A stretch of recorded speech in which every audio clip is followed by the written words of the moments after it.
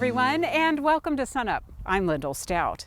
Oklahoma's wheat harvest this year actually started well ahead of schedule, but lots of rain and days like this with lots of humidity have really started to slow things down. For an update this week, SUNUP's Curtis Hare caught up with Dr. Amanda Silva, our OSU Extension small grain specialist. You know, it wouldn't be an Oklahoma wheat harvest without the rain coming in and messing up everything. So, Amanda, just how much has this rain slowed down harvest? A lot. So we started off the spring, we were about 2 weeks ahead of schedule. And then as the season progressed, we were about a week ahead of schedule. So we had a lot of fields that were ready to be cut even before the Memorial Day weekend. But with all this rain, we really haven't progressed as much as we would wished. Which is kind of a bummer because, you know, in a lot of parts of the state, the wheat's looking great, right? Yes, we have very good looking crop out there that is ready to be cut. In some places that weren't looking as good because of drought, but I think it's gonna recover and hopefully surprise us. And of course, some places that were just really drought stressed, especially. First reports from the Oklahoma Wheat Commission, we are hearing some fields that we have like a 60, 70 bushel wheat to be harvested. In our trials, you know, some of our cooperators, we have very good looking wheat, but it's just the rain won't stop. So, you know, with that rain, there's been a lot of really severe weather with that. So are you hearing any reports of, you know, hail damage or just storm damage to their crop? Yes, we had some around the El Reno area, some other areas in the state. Our plots at Lahoma, some of our research plots, we do have a very severe hail damage. But yes. And, you know, in terms of just heavy rainfall, you having any issues with I mean, sure, lodging's an issue. Oh, yes, we do. Here in our station in Stillwater, if you walk by our wheat, you can see some lodging in our varieties, some that are still standing better than others relative to others, but some that were more sensitive to it, you can see that kind of falling now. Well, you mentioned the quality of the crop. You know, during what was able to get harvested, what was the quality like? So we are seeing, as per, again, the Oklahoma Wheat Commission report, protein is varying from 9% to 14%.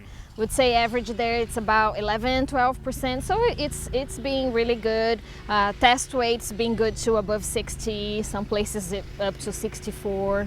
And in some areas in the Northwest that was really dry, it seems like the wheat's recovering a little bit, so we are gonna maybe see a 30 bushel crop there in some places. In some places it's really poor, especially in areas where we see the crown or root rot disease, that fungal disease that we see the wheat going white.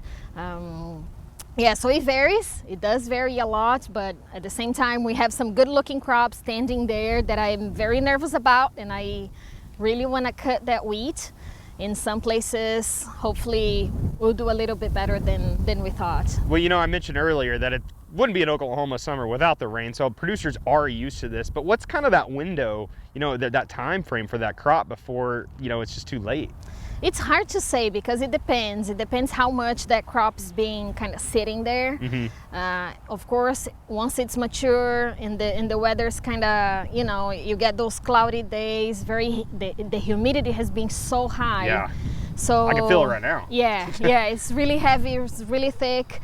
Yeah, we can see a decline. So it depends how long the crop will stay there in that situation. So hopefully.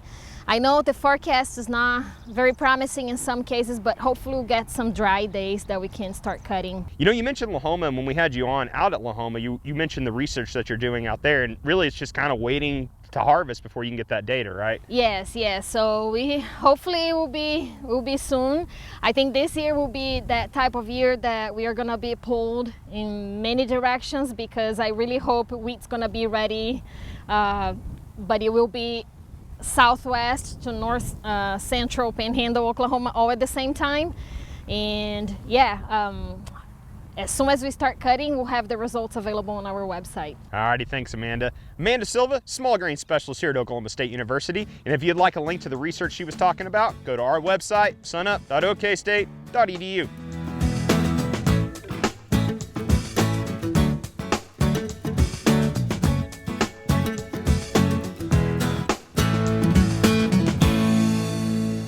Welcome to the Mesonet Weather Report. I'm Wes Lee.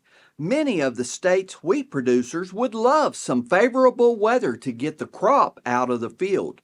The rain has been nice for our summer crops and forages, but wet conditions continue to hinder winter crop harvesting. The 7-day rainfall map from midweek shows some impressive numbers. 2-inch rains were common in about half of the state, and 3 to 6-inch numbers were seen across the southeast. To get wheat moisture down to an acceptable range requires some good drying conditions. Our soil surfaces are currently wet in much of the state. This 2-inch fractional water map shows soils are as wet or nearly as wet as the sensors can read in most areas. Focusing on our Medford site, you can see the surface soil has been moist since the middle of May. Sunshine has also been lacking in that area lately, as seen on this graph. The line has been below normal for most of the last week. As expected, this means that humidity levels have also been high. This graph shows maximum levels have reached into the high 90s every day since mid-May. High humidity hints that leaf wetness or dew is likely on those days.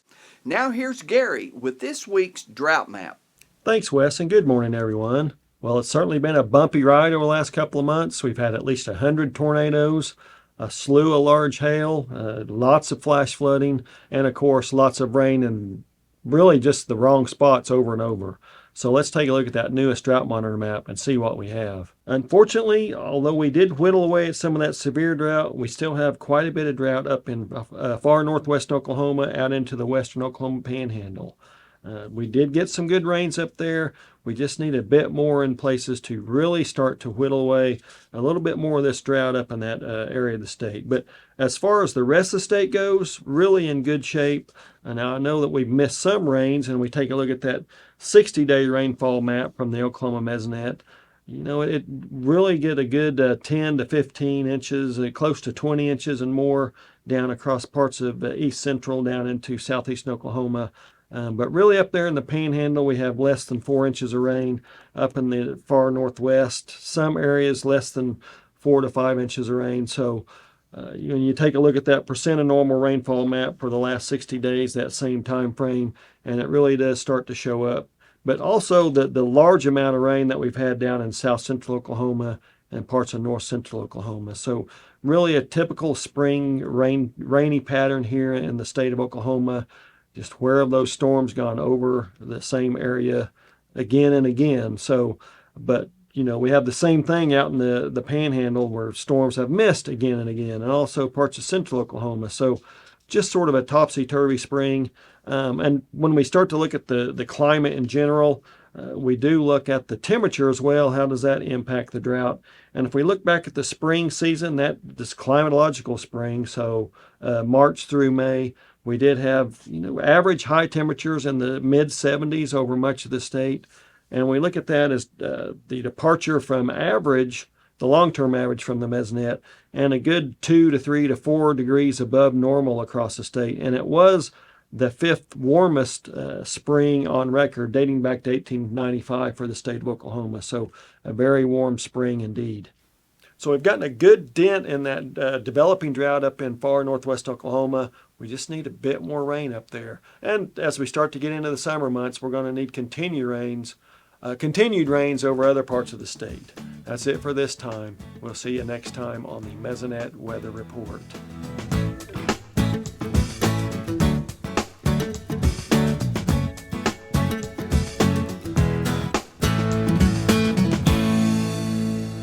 We're here now with Dr. Derrell Peel, our livestock marketing specialist. So Derrell, we're going to get into summer officially in a couple of weeks. So how are the pasture conditions looking in Oklahoma and across the country? You know, if you look at the drought monitor, for example, we've got less drought in the U.S. Than we've had since about April of 2020. So, you know, in general, we're in pretty good shape from that standpoint. The reported pasture and range conditions are also pretty good. I mean, they reflect that lack of drought for the most part. There's a couple of spots that are bad. New Mexico in particular, particular is probably the worst from a state standpoint. A lot of drought there, but by and large across the country and in Oklahoma, our pasture conditions are in pretty good shape. So the forage conditions are in pretty good shape too. You know, I think we're making a lot of pasture right now. We're making hay. It's, you know, this is, you know, as long as we have a good sort of first half of the year, we still have some concerns about what might develop later in the year, but we're definitely off to a good shape. We also know that on May 1, we came into the new hay crop year with very large hay stocks. So again, from that standpoint, we've got a lot of forage supplies right now, and I think that's helping everybody out a lot. Yeah, so what does that mean in terms of herd rebuilding for producers? You know, that's a big question, obviously, in the industry right now is, are we saving heifers yet? Are we trying to start rebuilding the herd? And the short answer is I don't have any data at this point, so we're not sure. I think we probably are beginning some level of heifer retention in various places. I don't think it's necessarily really big yet, a really big thing. Producers are still being pretty cautious, even though I think the forage conditions would support maybe a little more aggressive herd management plans, but I don't think the producers are quite ready for that yet. So what's the outlook for the cattle markets for the rest of the year moving forward? You know, we're still in this situation where supplies are tight and getting tighter. You know, we're basically at record levels or very close to it. We have been at record levels within just the last couple of months across the board for all kinds of cattle.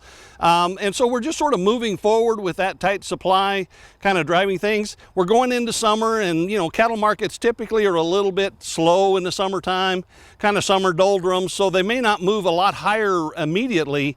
But over time, the supplies continue to get tighter, particularly at the feedlot level. I think we'll see these feedlot inventories come down. That's going to continue to really push these markets as we go forward. And the bottom line is we're expecting the highest cattle prices of the year on average in the last part of the year. Okay, thanks, Derrell. We'll talk to you again in a couple of weeks. Thank you. Dr. Derrell Peel, Livestock Marketing Specialist here at Oklahoma State University.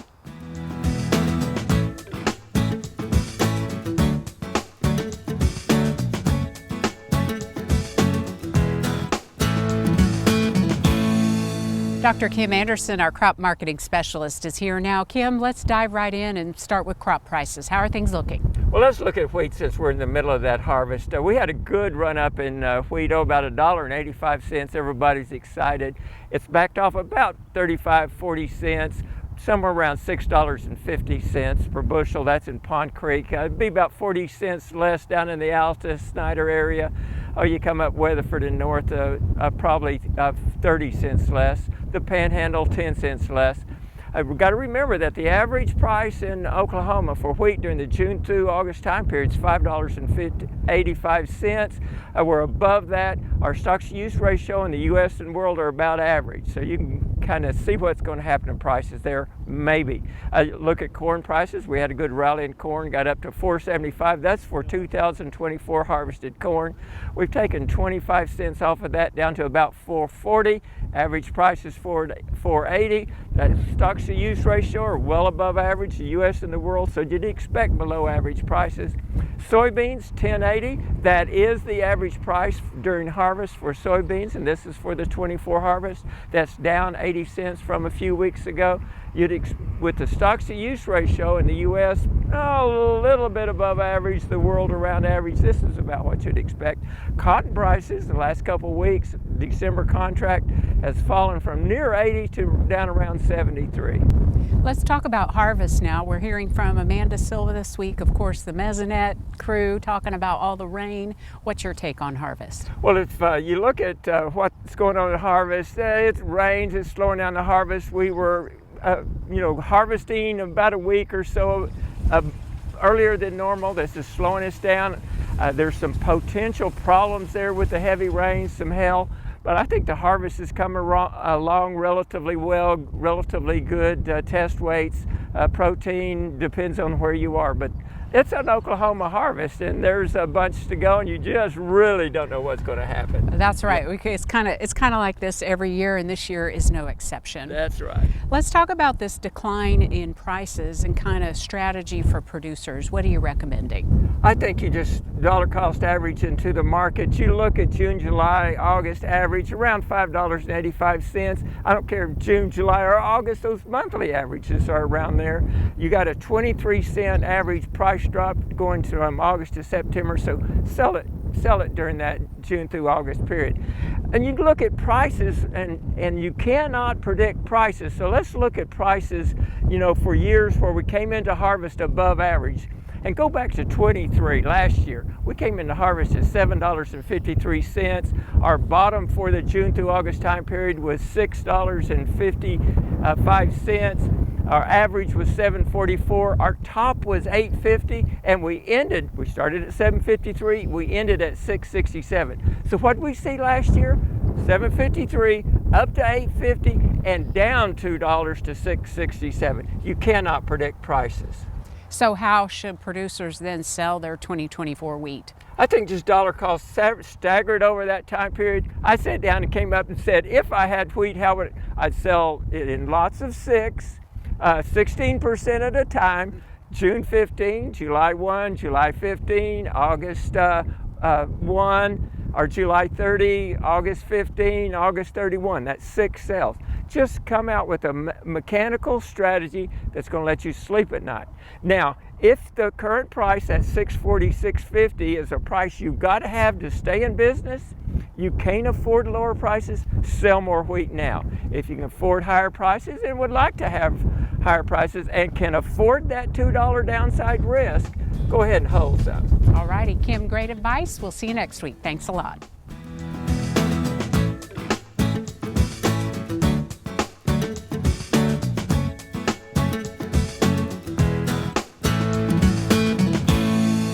As we're coming into the summer season, we're also going to see an increase in chigger populations. And historically, when we have chigger populations, you're always going to know where those areas are. Whether it's you've walked through an area and you know that you had chiggers feed on you.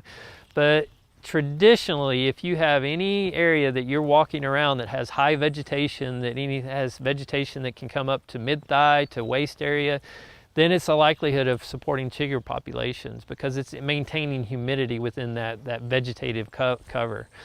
Some of our common misconceptions of chiggers is that you can suffocate the chiggers away by putting different substances on your chigger bites. And that's really not true. The main thing is a chigger mite feeds on you and leaves. It's a non-burrowing mite. It doesn't burrow into your skin like a lot of outlets may share with, but essentially what a chigger does is it feeds on you, then leaves, but the bite is what's causing the irritation. And so typical things that can relieve the chigger bites are typical things that you use for any kind of irritation to your skin, such as antihistamines, creams, or anything that can kind of counteract that inflammatory response on your skin. That's going to be our best thing. But try to avoid putting substances thinking that you're going to suffocate these chiggers because they're simply just not there. So when we think about chiggers and where they prefer to feed, think about anywhere that there may be some kind of tight clothing around waistlines and your ankles. So sock lines around your ankles and any kind of waistline, that's where we tend to see more of our chigger feeding sites. Again, it's all about the type of vegetation you're walking through. So if you walk through something that's low, that's always in contact with your ankles, check your ankles. But that doesn't prevent them from feeding around your waistline because they can crawl up to your waistline. The other thing is you walk through tall vegetation, then more than likely they're going to be around your waistline. Very rarely do we see a lot of chigger bites just in and around the face or neck region unless you simply take a nap in some vegetation, then we'll see some chigger bites around those areas. But some other misconceptions is that chiggers can transmit some pathogens, and they're really a low risk in when we consider what transmits significant pathogens. And chiggers are simply just causing a lot of irritation because of compounds in their saliva that your skin is reacting to.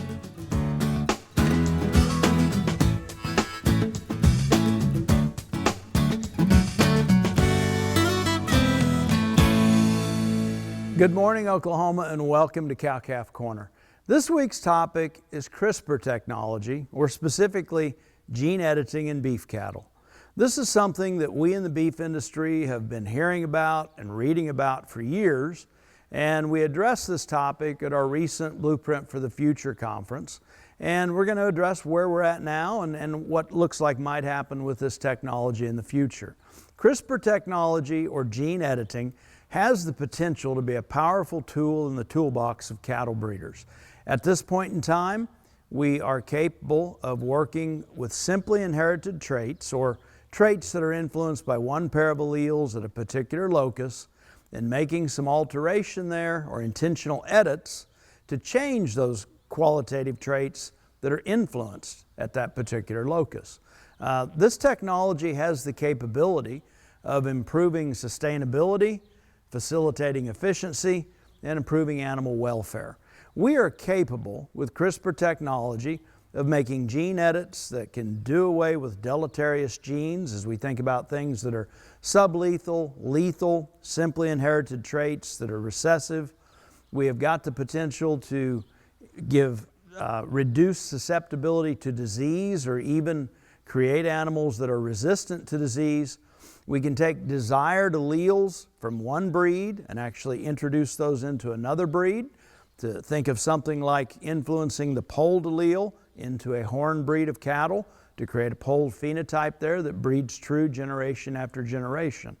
So what have we accomplished with this technology to this point? Well, as of May 2024, we have actually created a disease-resistant calf, particularly reduced susceptibility to a major viral pathogen, bovine viral diarrhea virus. This is a calf that currently exists, is in the process of growing to maturity, and has been challenged with that disease multiple times and remains healthy and resilient to that. We have the potential again to take desired alleles out of one breed, put them in another. We've actually accomplished that with the polled allele. We have the potential to take a diluter gene for coat color and a slick-haired gene from one breed, introduce it in another to dramatically improve the heat tolerance of cattle once that changes their phenotype to be that lighter color and shed hair more readily. The use of this technology in the United States beef industry likely hinges on federal regulatory policies. And this is something that on a global basis varies a great deal from country to country. If we see this in the future regulated in a sense that facilitates innovation, free trade, facilitates profit potential in the beef industry, and particularly facilitates consumer acceptance of beef produced as a result of this technology, again, it has the potential for pretty widespread use. Hope this helps, and thank you for joining us this week on Cow-Calf Corner. Finally today, just before things wound down for the summer, students at a big city school got to learn all about our favorite topic, agriculture. It's tough to tell what's more fun today, the mini Mesonet weather station demo. It's called a tipping rain gauge. Or the calving simulator. You gotta pull hard. Or maybe it's the baby goats, chickens, calves, and a horse, just to name a few. Welcome to the Agri-kids event, part of Career Day at Millwood Elementary School in Oklahoma City. They're getting a glimpse of the variety that is agriculture, whether it's through livestock production ag, or we're seeing some more hands-on activities for our indoor portion. Hands-on learning about agriculture, the brainchild of Dr. Courtney Brown, OSU Extension Ag Leadership Specialist. Within my experience, as well as research, shows that if we're not getting this programming in front of the kids early, then they aren't going to make the natural connection. So in my mind, it's just a really great way to expand our advocacy efforts with agriculture, and also get some kids involved that could see agriculture as another potential opportunity. In-person connections with experts from Oklahoma State University and Langston University, opening eyes about career possibilities and where food comes from. That's where the egg develops inside the chicken. 4-H educator Mindy Aragon translates the science to the day-to-day. And of course, these cute, soft baby chicks bring it full circle. A lot to see, a lot to do, and a lot to take in. And it's causing a problem for the fish. But that's the point. We have goats, we have cows, we have sheep, and we have horses. We're just trying to give the kids, a wide spectrum of, the different type of animals we have. Agriculture is important for students for the simple fact, like, everyday life depends on agriculture. You have farming, we have the horses, the livestock, just everyday life revolves around different aspects of agriculture. Farming and ranching realities like the simulated birth of a calf in a setting designed for fun. Full steady pressure. Well, for the most part, most of these kids today have never seen an animal actually have a baby, so it's kind of fun to see their reaction. Most of them are pretty squirmish about it. So hopefully we're doing something here that brings them a little bit closer to agriculture. And it appears they are, judging by the smiles, giggles, and lots of questions and comments. It's a station where they tell you about where peanut butter and jelly comes from, and how they make the bread and the wheat, and how the whole process is. So that has to be one of my favorites.